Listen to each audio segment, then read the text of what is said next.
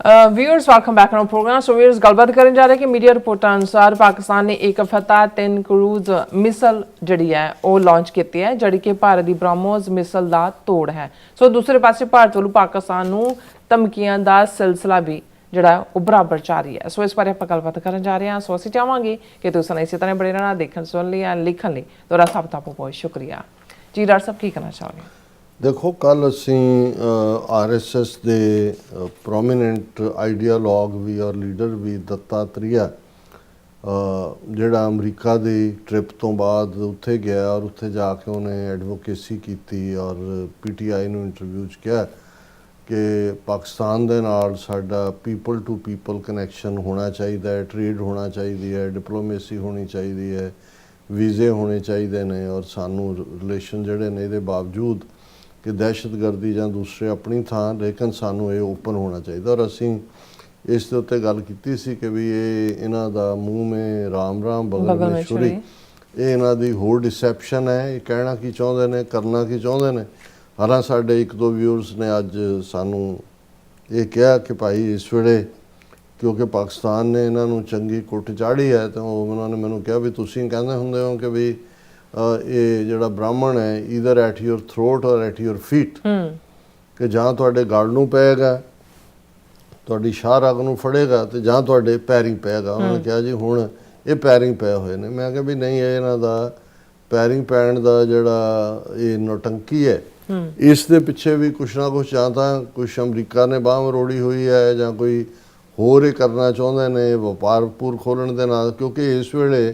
ਜਿਹੜੀ ਭਾਰਤ ਦੀ ਆਰਥਿਕਤਾ ਹੈ ਅੱਜ ਹੀ ਮੈਂ ਅੱਡ ਰਿਪੋਰਟਸ ਇਕਨੋਮਿਸਟ ਦੀ ਦੇਖ ਰਿਹਾ ਸੀ ਕਿ ਅੱਜ ਤੋਂ ਕੁਝ ਮਹੀਨੇ ਪਹਿਲਾਂ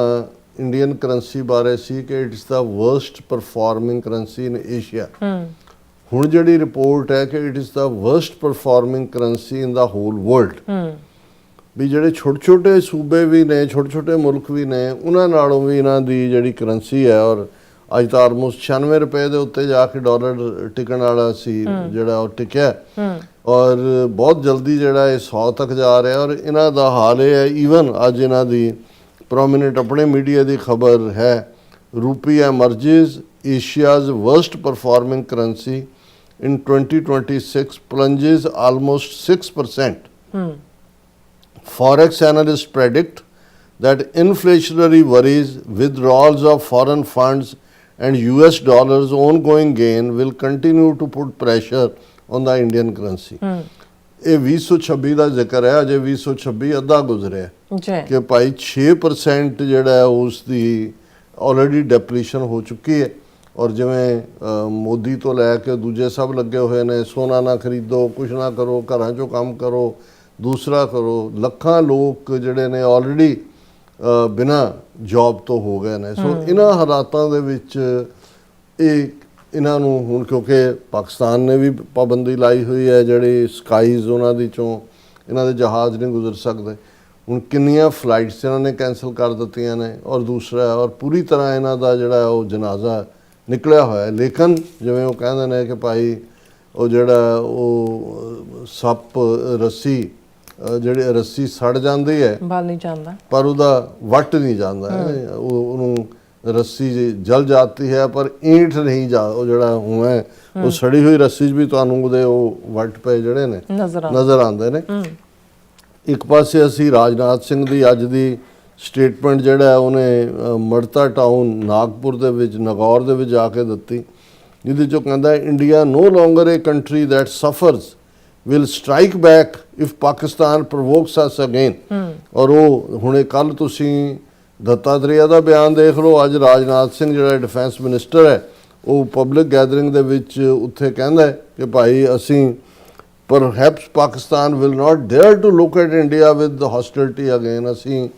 ਪਾਕਿਸਤਾਨ ਨੂੰ ਐਸਾ ਸਬਕ ਸਿਖਾਇਆ ਹੋਇਆ ਹੈ ਜੋ ਸਾਡੇ ਵੱਲ ਕੈਰੀ ਅੱਖ ਨਾਲ ਦੁਸ਼ਮਣੀ ਵਾਲੀ ਅੱਖ ਨਾਲ ਦੇਖ ਹੀ ਨਹੀਂ ਸਕਦਾ। But I want to say that if it does what has not happened till now will happen। ਜੇ ਪਾਕਿਸਤਾਨ ਨੇ ਕੀਤਾ ਤੇ ਅਸੀਂ ਉਹ ਕਰਾਂਗੇ ਜੋ ਅਸੀਂ ਹੁਣ ਤੱਕ ਨਹੀਂ ਕੀਤਾ। ਸਾਡੀ ਹੁਣ ਤੱਕ ਦੀ ਨੀਤੀ ਰਹੀ ਅਸੀਂ ਕਿਸੇ ਨੂੰ ਪ੍ਰੋਵੋਕ ਨਹੀਂ ਕਰਦੇ ਪਰ ਜੇ ਕੋਈ ਸਾਨੂੰ ਪ੍ਰੋਵੋਕ ਕਰੇਗਾ ਅਸੀਂ ਉਹਨੂੰ ਛੱਡਾਂਗੇ ਨਹੀਂ ਔਰ ਅਸੀਂ ਜਿਹੜਾ ਉਹਦਾ ਬਦਲਾ ਲਿਆ ਪਹਿਲਗਾਮ ਦਾ ਇਹ ਉਹ ਹੈ। ਹੁਣ ਜਿਹੜੀ ਖਬਰ ਨੂੰ ਇੰਡੀਅਨ ਮੀਡੀਆ ਆਲਮੋਸਟ ਪੀ ਗਿਆ ਕਿਉਂਕਿ ਸੋ ਕਾਲਡ ਜਿਹੜਾ ਇਹਨਾਂ ਦਾ ਨਾਮ ਹੈ ਆਪਰੇਸ਼ਨ ਸੰਦੂਰ, ਉਸ ਦੇ ਦੌਰਾਨ ਇਹ ਗੱਲ ਸਾਹਮਣੇ ਆਈ ਸੀ ਕਿ ਜੀ ਇੰਡੀਆ ਨੇ 9 ਪਾਕਿਸਤਾਨ ਦੇ ਟਿਕਾਣਿਆਂ ਤੇ ਹਮਲੇ ਕੀਤੇ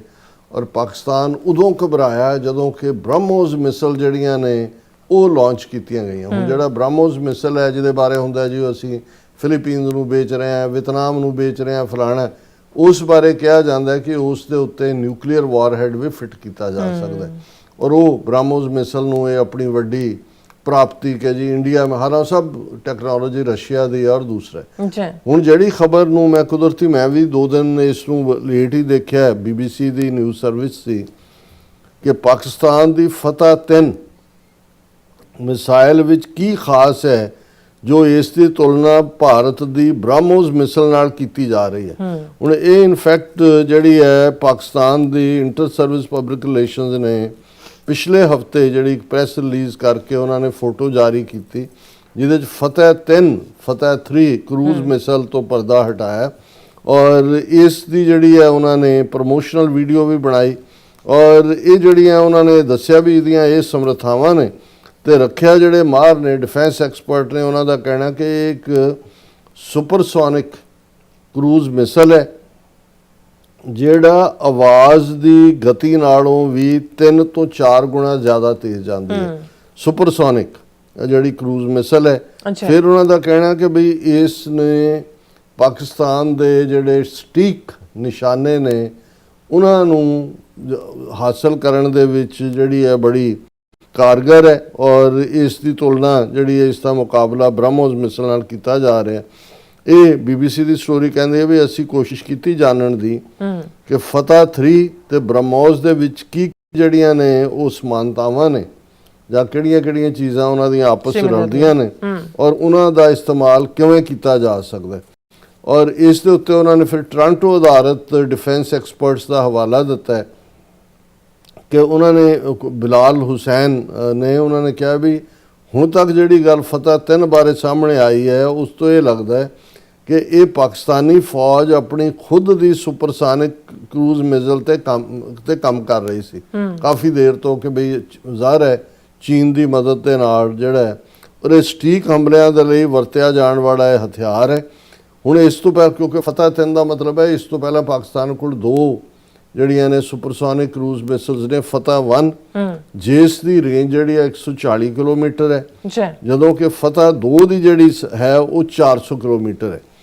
ਹੁਣ ਜਿਹੜਾ 28 ਅਪ੍ਰੈਲ 2026 ਨੂੰ ਪਾਕਿਸਤਾਨੀ ਫੌਜ ਨੇ ਕਿਹਾ ਕਿ ਭਾਈ ਫਤਹ 2 ਲਾਂਚ ਕੀਤੀ ਗਈ। ਫਤਹ 2 ਵੀ ਜਿਹੜੀ ਹੈ ਉਹ ਅਪ੍ਰੈਲ ਦੇ ਮਹੀਨੇ 'ਚ ਲਾਂਚ ਕੀਤੀ ਗਈ। ਹੁਣ ਜਿਹੜੀ ਹੈ ਆਲਰੇਡੀ ਉਹਨਾਂ ਨੇ ਕਿਹਾ ਕਿ 750 ਕਿਲੋਮੀਟਰ ਦੀ ਤੱਕ ਮਾਰ ਕਰਨ ਵਾਲੀ ਫਤਹ 4 ਨੂੰ ਵੀ ਜਿਹੜਾ ਹੈ ਉਹ ਆਲਰੇਡੀ ਲਾਂਚ ਕਰਨ ਦੇ ਲਈ ਉਸ ਨੂੰ ਟੈਸਟ ਕੀਤਾ ਜਾ ਚੁੱਕਾ ਹੈ ਪਰ ਹੁਣ ਕਲੀਅਰਲੀ ਫਤਹ 3 ਜਿਹੜੀ ਹੈ ਸੁਪਰਸੋਨਿਕ ਕਰੂਜ਼ ਮਿਸਲ ਦੇ ਤੌਰ ਤੇ ਉਸ ਨੂੰ ਡਿਵੈਲਪ ਕੀਤਾ ਗਿਆ ਔਰ ਇਹ ਜਿਹੜੀ IPSR ਵੱਲੋਂ ਜਿਹੜੀ ਵੀਡੀਓ ਜਾਰੀ ਕੀਤੀਆਂ ਗਈਆਂ ਜਾਂ ਤਸਵੀਰਾਂ ਜਾਰੀ ਕੀਤੀਆਂ ਗਈਆਂ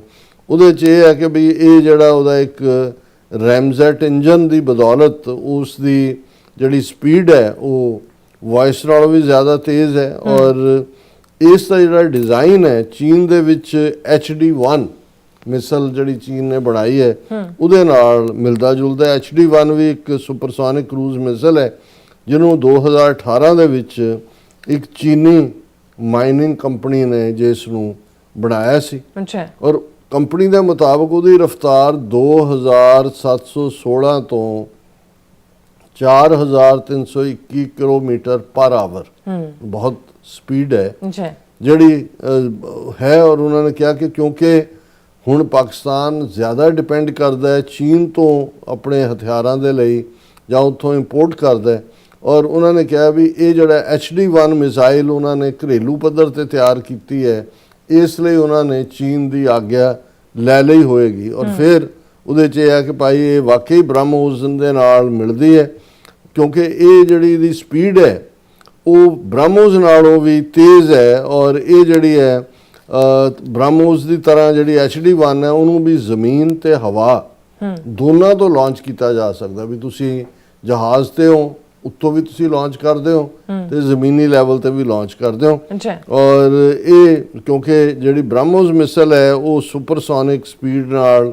290 ਕਿਲੋਮੀਟਰ ਤੱਕ ਦੀ ਦੂਰੀ ਤੈਅ ਕਰ ਸਕਦੀ ਹੈ। ਪਰ ਇਸ ਦੇ ਨਾਲ ਨਾਲ ਉਹ ਕਿੰਨੀ ਕੁ ਸਟੀਕ ਹੈ, ਉਹਦਾ ਨਿਸ਼ਾਨਾ ਕਿੰਨਾ ਕੁ ਸਟੀਕ ਹੈ, ਇਹਦੇ ਬਾਰੇ ਕੋਈ ਬਹੁਤਾ ਕਲੀਅਰ ਨਹੀਂ ਹੈ। ਲੇਕਿਨ ਬ੍ਰਹਮੋਸ ਜਿਹੜੀ 에ਅਰ ਸਪੇਸ ਦੇ ਮੁਤਾਬਕ ਇਹ ਰਡਾਰ ਤੋਂ ਵੀ ਬਚ ਕੇ ਮਾਰ ਕਰ ਸਕਦੀ ਹੈ। ਇਸੇ ਤਰ੍ਹਾਂ ਜਿਹੜਾ ਫਾਇਰ ਐਂਡ ਫੋਰਗੇਟ ਜਿਹੜਾ ਪ੍ਰਿੰਸੀਪਲ ਹੈ ਉਸ ਦੇ ਤਹਿਤ ਇਸ ਦੇ ਉੱਤੇ ਫਿਰ ਨਿਗਰਾਨੀ ਨਹੀਂ ਕੀਤੀ ਜਾਂਦੀ, ਕਿਉਂਕਿ ਇਹ ਇੰਨੀ ਸਟੀਕ ਹੁੰਦੀ ਹੈ। ਤੁਸੀਂ ਉਹਨੂੰ ਲਾਂਚ ਕਰਨ ਤੋਂ ਪਹਿਲਾਂ ਨਿਸ਼ਾਨੇ ਨੂੰ ਮਿੱਥਿਆ ਲਾਂਚ ਕੀਤੀ ਐਂਡ ਫਾਇਰ ਐਂਡ ਫੋਰਗੇਟ ਤੁਸੀਂ ਭੁੱਲ ਜਾਓਗੇ ਵੀ ਤੁਸੀਂ ਇਹਨੂੰ ਲਾਂਚ ਕੀਤਾ ਗਿਆ। ਔਰ ਇਹ ਜਿਹੜਾ ਇਸ ਸਾਰੇ ਦਾ ਜਿਹੜਾ ਕਿ ਪਾਕਿਸਤਾਨ ਦੇ ਕੋਲ ਜਿਹੜੀ ਮਿਸਾਈਲ ਕੈਪੈਸਿਟੀ ਹੈ ਉਹ ਭਾਰਤ ਨਾਲੋਂ ਜ਼ਿਆਦਾ ਬਿਹਤਰ ਉਹਨਾਂ ਦਾ ਡਿਲੀਵਰੀ ਸਿਸਟਮ ਹੈ। ਔਰ ਇਸ ਲਈ ਇਸ ਨੂੰ ਇਵੇਂ ਹੀ ਦੇਖਿਆ ਜਾ ਰਿਹਾ ਵੀ ਇਹ ਭਾਰਤ ਦੇ ਬ੍ਰਹਮੋਸ ਮਿਸਲ ਦਾ ਤੋੜ ਹੈ। ਸੋ ਇਸ ਸਾਰੇ ਚੋਂ ਅਸੀਂ ਇਸ ਡਿਟੇਲ ਦੇ ਵਿੱਚ ਤਾਂ ਨਹੀਂ ਜਾਣਦੇ ਕਿ ਭਾਈ ਕਿੰਨੀ ਇਨਫੋਰਮੇਸ਼ਨ ਇਹ ਠੀਕ ਹੈ ਤੇ ਕਿੰਨੀ ਬ੍ਰਹਮੋਸ ਮਿਸਲ ਦੇ ਨਾਲ ਰਿਲੇਟਡ ਠੀਕ ਹੈ, ਪਰ ਇਹਦੇ ਚੋਂ ਇੱਕ ਗੱਲ ਅਸੀਂ ਦੇਖ ਸਕਦੇ ਹਾਂ, ਹਥਿਆਰ ਰੇਸ